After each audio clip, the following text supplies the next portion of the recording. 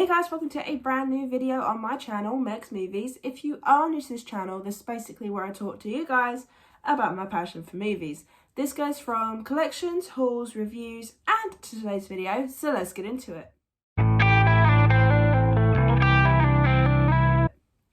Okay, and we've reached another end of the week, which means it's time for another episode of Megz Moviez Weekly Watches. So, of course, if you are brand new to this channel and you didn't watch last week's episode, I suggest you go and check it out. I watched quite a few movies that week. And I believe last week I watched 14. This week, I have watched 16. So I've watched 2 more than the previous week.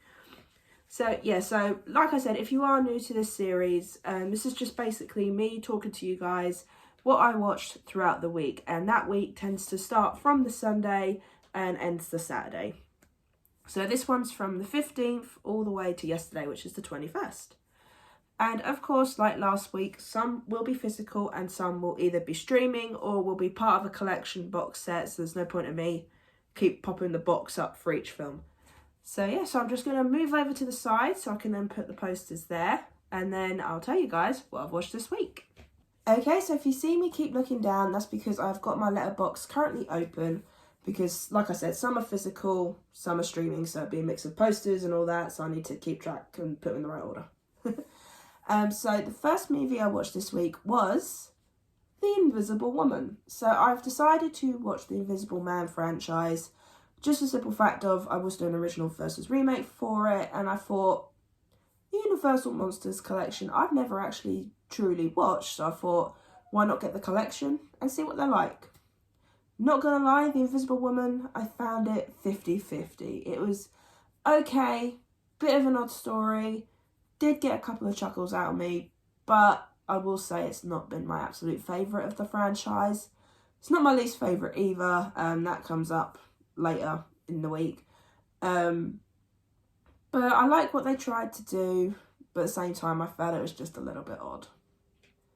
Okay, and then the next one I watched was Paranormal Activity 2. Now, I do have a full review for this on my channel, so I won't say too much about this film, except for the fact of this is a really good sequel, and if you haven't watched it, I seriously recommend you do. Okay, and then the next one I watched was Free Guy. I don't know why, but I was just randomly in the mood to watch Free Guy. I watched the 4K version of this, and it looks amazing in 4K. I forgot how much I enjoyed this film. In fact, I don't think I've watched it since I saw it in the cinema. But this is such a fun Ryan Reynolds film. If you want something good to watch, this is one I seriously recommend you watch. And it's got so many good characters in it, and it's, yeah, it is a fun movie. My only issue is that Taika Waititi, he starts off as a good villain, but then he gets kind of annoying as the film goes on. But aside from that, everything else is amazing, and I do enjoy this film.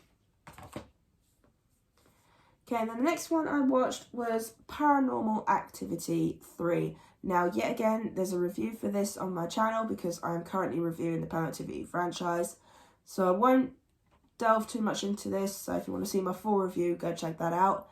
But no, this was a really good sequel, and this takes us back to Katie and Christy's childhood as to when the demonic issues started. So I think this was quite a good trilogy set. And I seriously think that if they ended at number 3, perfect trilogy. Perfect. Okay, and the next one I watched with my mum, and that is Smile. Now, I had rented this and I thought, let's give it a watch. It might be good. I heard a lot of good things about it. Did not realise how much it was going to creep me the hell out. Oh my god, that smile creature. Oh no. The last time I had to turn away from a screen was when I first saw Nightmare on Elm Street. Yeah, it creeped me out, and it even made my mum jump a couple of times, and it made me jump quite a few times. It is a good horror film, and it's one I will be adding to my collection at some point in the future, because honestly, had such a good time with it, and I don't know whether they might do a sequel. Who knows? I reckon that could be fun. But at the same time, I think it's good as a standalone film. Okay, and then that night we wanted to watch something a bit more cheery after watching the very creepy Smile. So we decided to watch Naked. This is a time loop film with Marlon Wayans in it. I found it hilarious, and Mum enjoyed it as well.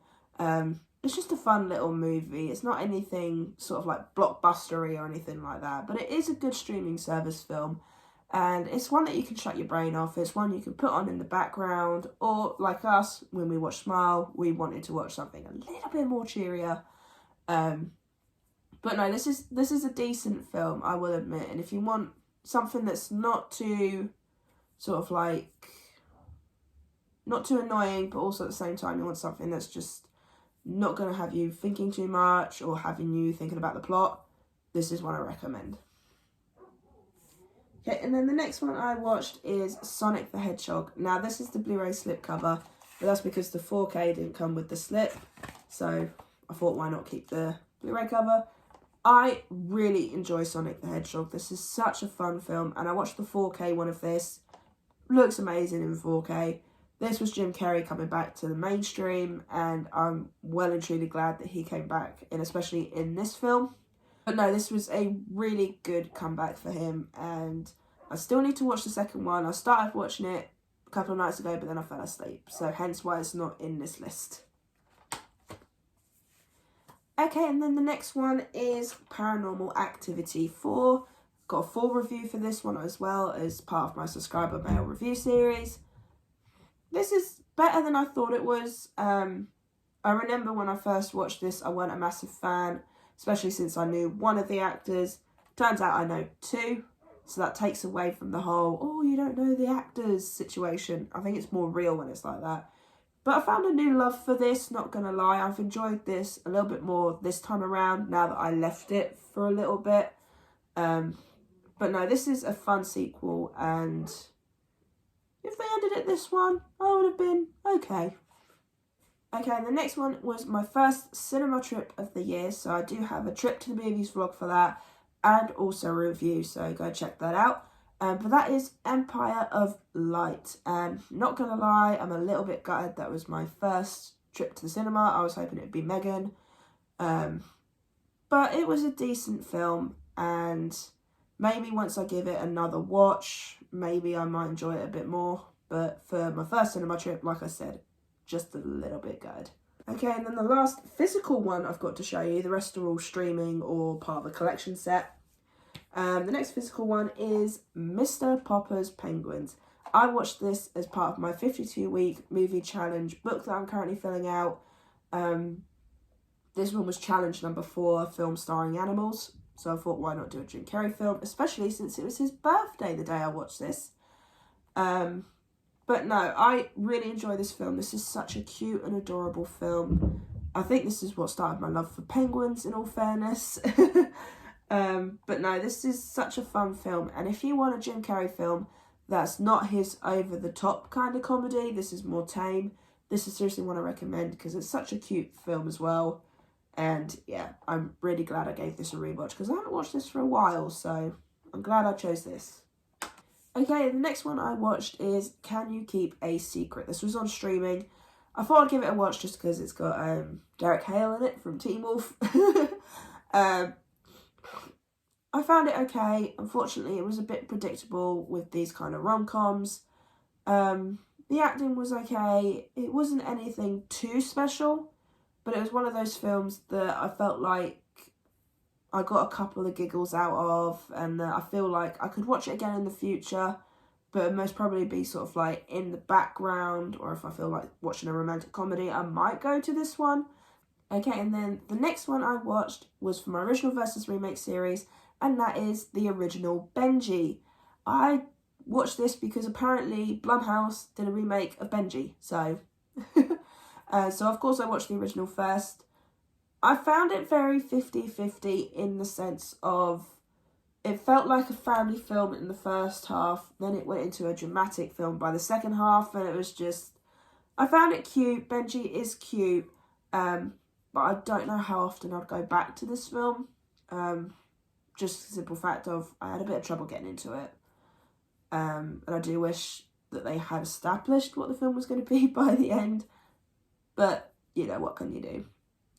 And then, of course, the next one I watched was Benji, the remake. I actually enjoyed this one a little bit more, and I think it's because they got into the story quite quickly, and it didn't feel like the original where it was like 50-50. It didn't feel like one film and then changed to a different one. Of course, with both films, they got a mark down for a certain scene happening in both films, happening to a certain animal, and anytime that happens in these kind of films, I'm like, no, you get a mark down, I'm sorry. Okay, and then the next one is another cinema trip, and I'm glad I finally got to see it. Megan! I got to see Megan on the big screen. I got concerned I wasn't going to be able to, but I did. And there's a trip to the movies vlog, which I had a bit of a situation with the cinema, so if you want to see what happened, go check that out. And I've also done a full review for this, so I won't speak too much of this, except from the fact of Megan is creepy. She starts off adorable, then gets creepy. And that whole dance scene, oh my god. Hilarious and creepy at the same time. I love it. So I definitely will be getting this on physical when it comes out. Okay, and then the next one is Invisible Agent. So this is like the third to last film in the original Invisible Man series. I found this okay. Like, I kind of understood the plot, but at the same time, I don't really remember much of it. I kind of wondered if they were going to do a film where it was, they used it as him being a spy, which they did okay, but at the same time, I'm just very much like, it's my least favourite out of the thing. It didn't feel creepy. I don't know, I just found it very meh. And that's all I'm going to say on that one, because I don't have too much to say on that one. And then finishing off the week, so the last film I watched this week was The Invisible Man's Revenge. And not gonna lie, this is the one I've enjoyed the most out of the original movies so far. The Invisible Man, he felt creepy, he felt menacing, he felt psychotic. And it was even before he had the serum, he was not exactly all there. And I like the fact that it started off like that. I like the fact that there's not much of a love story in this one, because for some reason in each of the films there's a love interest. They talk about it like a tiny bit, but it's not as prominent as it is in the other films. But I really enjoyed this one. This is the first time I got proper creeped out by one of the Invisible Man original films. So out of all of them, this is probably the one I'd go back to the most out of the franchise. And if you want to see what effects were like back in sort of like the 1940s and 30s, I seriously recommend watching this, because they did so well. And the fact that we have CGI these days that can look terrible compared to things like this, I seriously recommend that you go and do it. Okay, and of course at the end of each week, I'll pick my best film and my least favourite film. So what am I going to go with for least? For least favourite film, I think I am actually going to go Invisible Agent. That's the one I probably won't go back to the most. I mean, at least with Empire of Light, I feel like once I give it another go, I might enjoy it a bit more now that I know the full story about it. But for this week, The Invisible Agent is, I think, my least favourite of the week. I wish it was better, but there's not a lot you can do about that. And then the best film, now, it's going to be between Free Guy and Sonic the Hedgehog. What am I feeling? Oh, I don't know. I think I will have to go Sonic the Hedgehog. I really enjoyed watching this movie again.